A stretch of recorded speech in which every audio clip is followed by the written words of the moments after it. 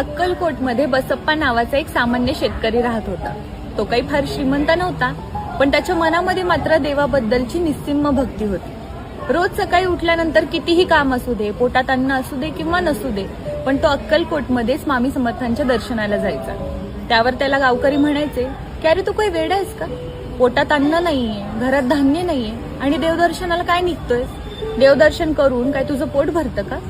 त्यावर बसप्पा नम्रपणे म्हणाला, ठीक आहे, पोटात अन्न नसेल, पोट रिकामं असेल, पण मनात मात्र स्वामी समर्थांची भक्ती आहे आणि त्याने माझं मन भरलेलं आहे. एक दिवशी असंच गावात दुष्काळ पडला, शेतं उघडी पडली, धान्य संपलं. बसप्पाच्या घरी सुद्धा खायला काहीच नव्हतं. मुलं रडायला लागली, पण तरी सुद्धा दुसऱ्या दिवशी बसप्पा स्वामी समर्थांचं दर्शन घ्यायला गेला. त्याचा चेहरा पाहून स्वामींनी त्याला विचारलं की काय रे बसप्पा, असा उदास दिसतोयस, काय झालं? त्यावर बसप्पा म्हणाला, घरात खायला काहीच नाही, पण मला त्याचं दुःख नाही. तुम्हाला भेटण्यासाठी काही अडथळा तर निर्माण होणार नाही ना, याचीच काळजी करतोय. त्यावर स्वामी हसत त्याला म्हणाले, अरे बसप्पा, घरी जा, बघ तुझं घर आता कधीच रिकामं नसेल. तो घरी गेला आणि जाऊन बघतो तर काय, धान्याची कोठारं भरून गेलेली.